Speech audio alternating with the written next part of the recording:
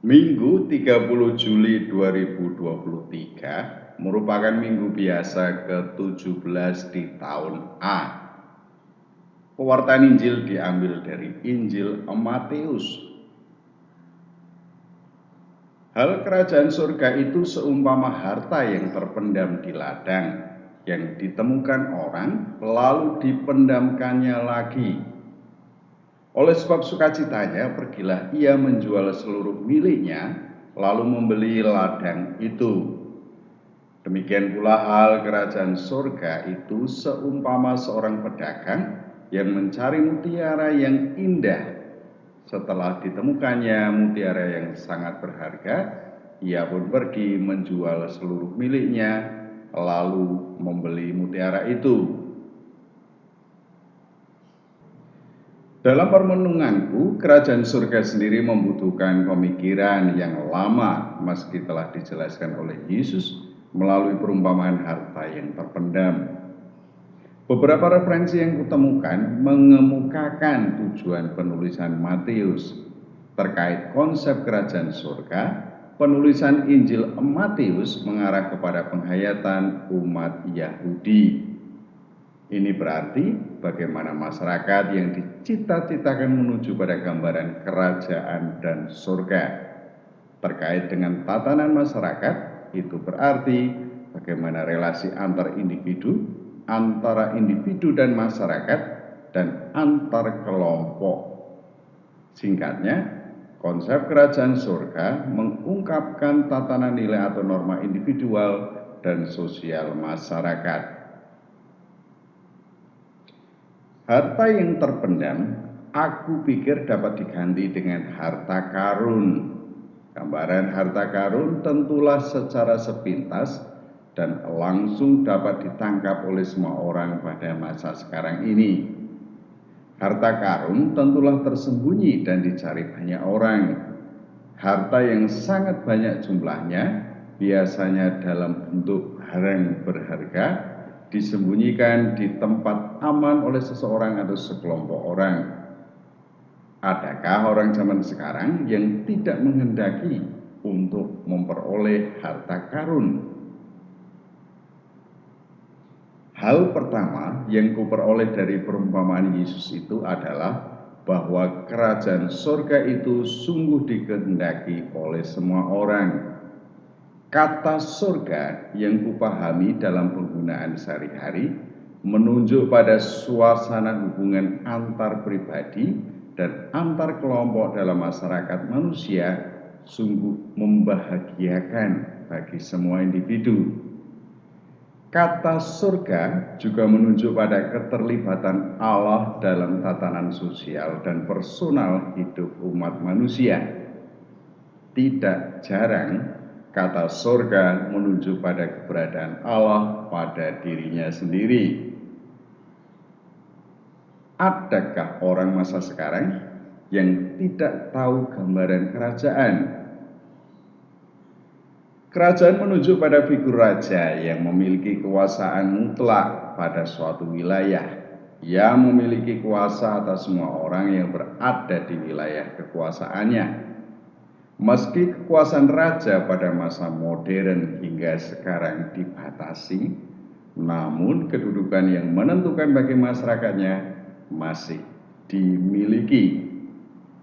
Nah, gambaran kerajaan surga pada dasarnya menunjuk pada kekuasaan Allah yang menentukan hidup umat manusia, baik secara personal maupun sosial.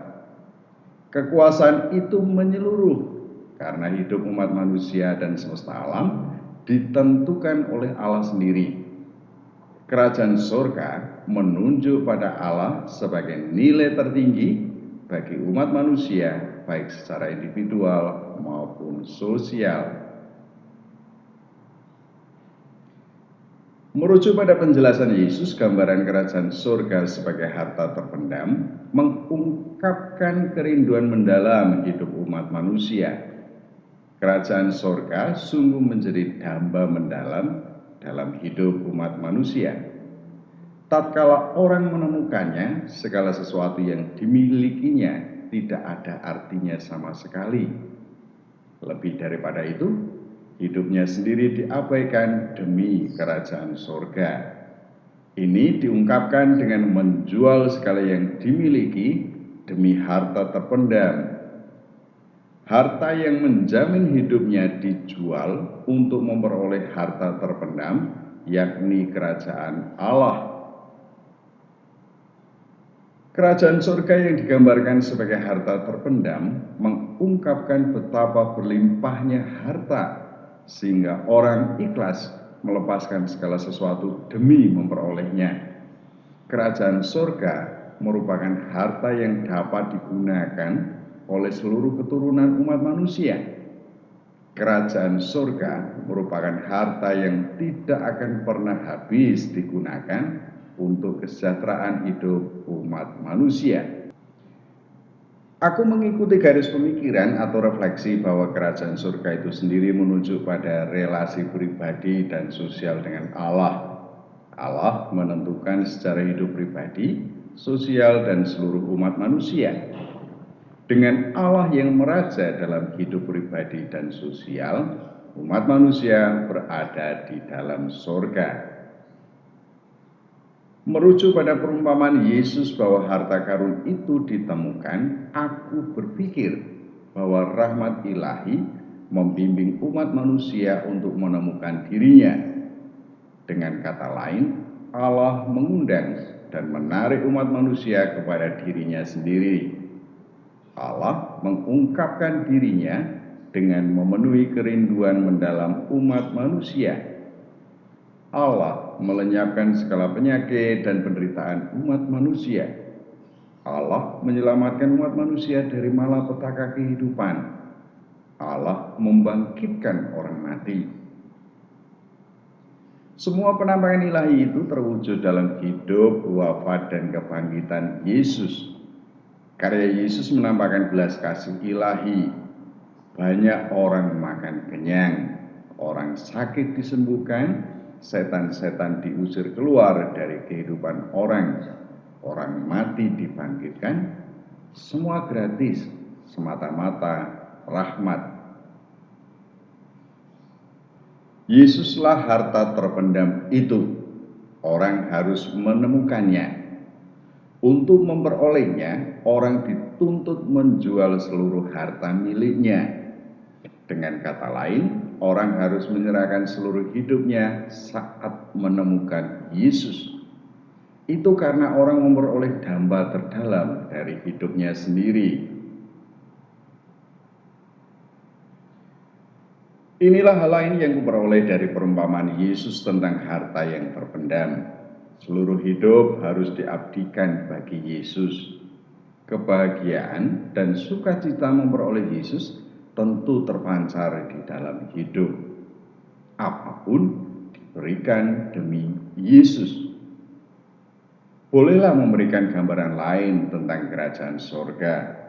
Bagaikan orang yang mencinta, segala sesuatu terarah oleh orang yang dicintai. Tidak hanya harta benda, hidup pun diserahkan demi persekutuan cinta. Inilah kiranya hubungan antara orang dengan Yesus. Demi Yesus yang dicintai, segala sesuatu diberikan. Hidup menjadi perjalanan cinta bersama dengan Yesus. Merefleksikan pengalaman cinta manusiawi, hubungan dengan Yesus membawa konsekuensi praktis bahwa hidup menyerupai Yesus. Orang tidak dapat mengingkari meski wajah dan postur tubuh berbeda, namun penampilan, perilaku, pemikiran, dan perasaan dua orang yang mencinta sungguh mirip.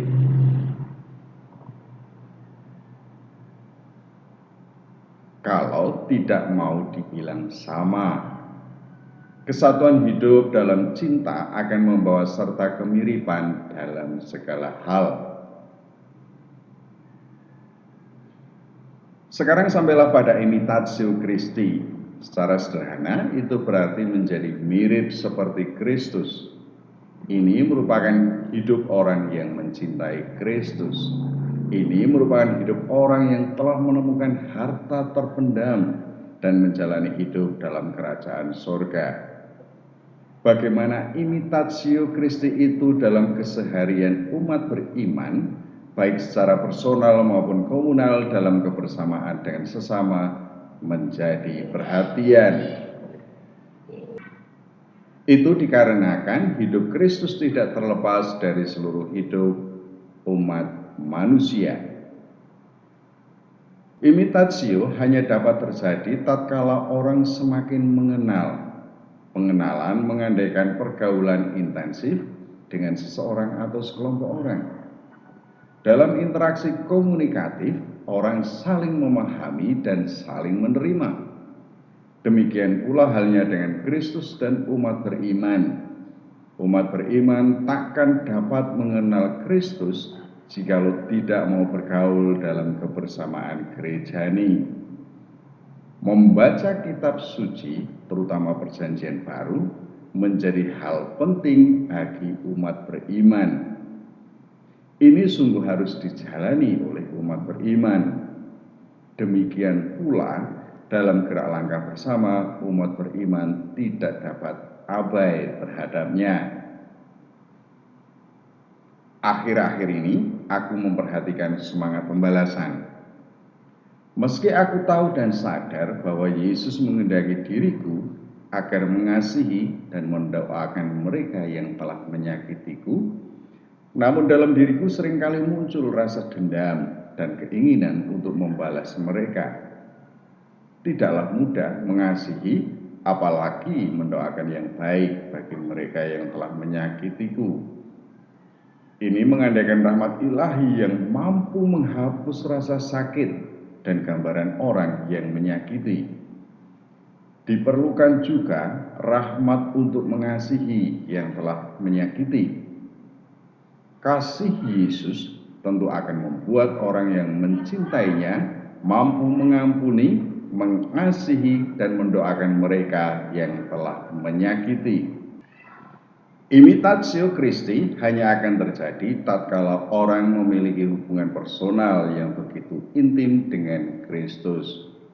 Ini keyakinanku. Orang yang sungguh menyatukan diri dengan yang dicintai tentu memiliki kepekaan mendalam terhadap orang yang dicintai itu. Mungkin tidak dapat dijelaskan secara rasional, namun gerak spontan akan menunjukkan keinginan atau kehendak orang yang dicintai. Dalam hubungan dengan Yesus pun demikian. Orang akan memiliki kepekaan mendalam terhadap kehendak Yesus bagi dirinya. Tidak hanya mengasihi orang yang menyakiti, tetapi bagaimana menempatkan harta kekayaan demi Yesus. Bagaimana kehendak Yesus terhadap harta kekayaan orang yang mengasihinya. Menjual harta tidaklah dimengerti secara harafiah. Menjual harta menunjuk pada bagaimana harta itu dipergunakan. Dalam perumpamaan harta terpendam dikatakan bahwa harta dijual untuk membeli ladang yang menyimpan harta karun. Menurutku, kata membeli sangatlah penting aku perhatikan. Di sini aku menangkap pengertian memiliki. Aku menghendaki untuk memiliki harta terpendam itu. Dengan demikian, aku menghendaki untuk memiliki kerajaan surga. Dengan demikian, aku menghendaki memiliki Yesus. Dari sini aku merenungkan kembali kepemilikan kehendak Yesus untuk mengembangkan kerajaan surga dalam hidup bersama seluruh umat manusia.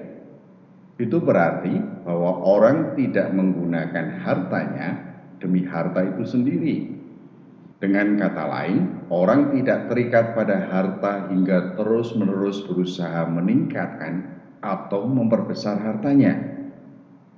Merujuk pada menjual dan membeli dalam perumpamaan harta terpendam, aku pikir bahwa harta benda duniawi harus dipergunakan demi kesejahteraan bersama. Kebahagiaan orang yang berharta seharusnya dapat dinikmati semakin banyak orang. Sebagaimana Yesus, orang terikat pada kepentingan kesejahteraan bersama. orang sakit disembuhkan, orang lapar dapat makan kenyang, orang sedih merasa terhibur. Situasi hidup umat manusia di berbagai belahan bumi tidaklah membuat mereka yang memiliki Yesus atau kerajaan surga tinggal diam. Mereka ditantang dan diundang untuk secara pribadi ataupun bersama terlibat di dalam berbagai program pendidikan, peningkatan kesejahteraan, dan perawatan lingkungan hidup.